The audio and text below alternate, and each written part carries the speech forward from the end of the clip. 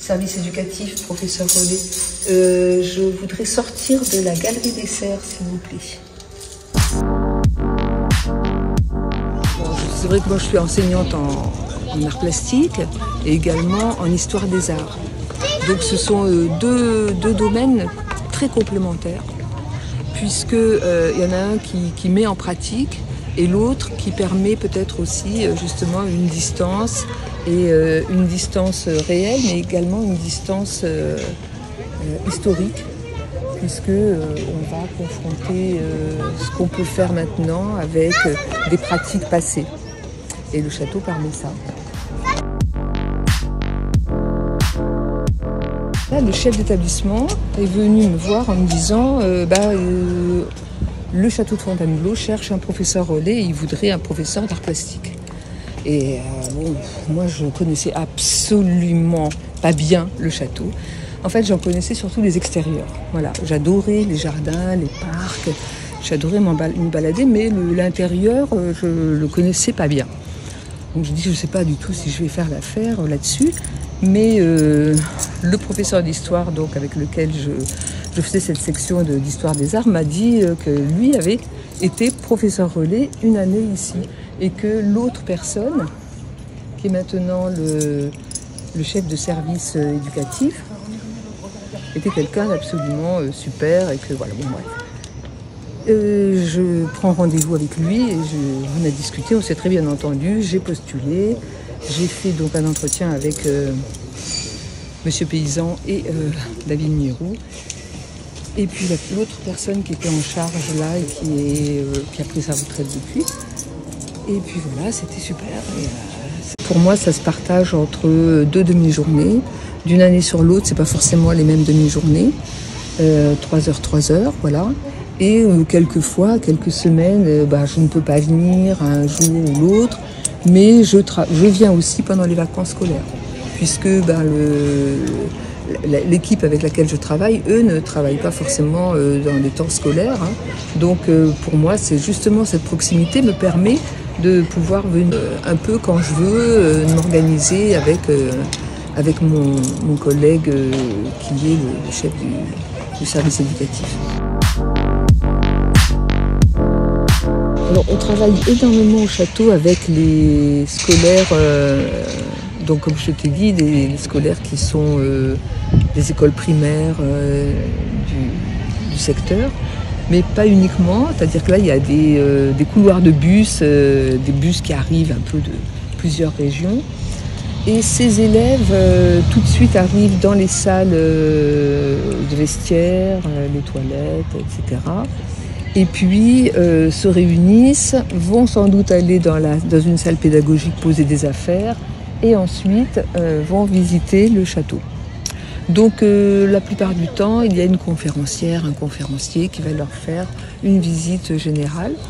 Mais également pour les scolaires les plus jeunes, il y a des ateliers découvertes des jardins, des ateliers parfois aussi de pratiques autour de la thématique des blasons, des parcours jeux, etc. Voilà, pour les petits.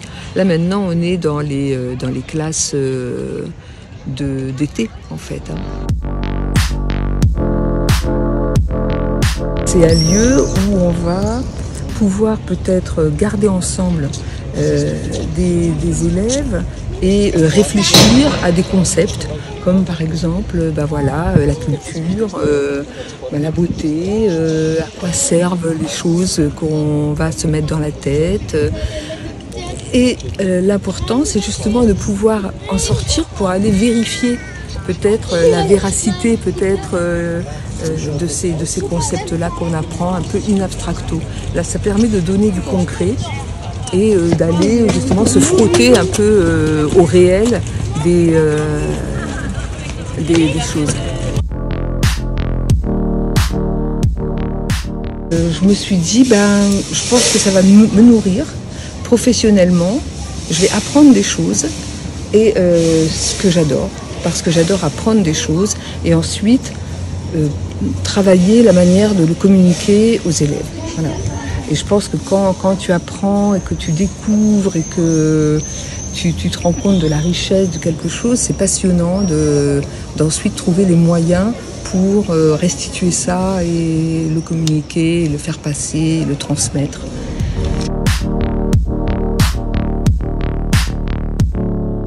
On a d'abord un vaste domaine historique, enfin c'est un vrai millefeuille historique, hein. Il y a énormément de périodes qui se superposent.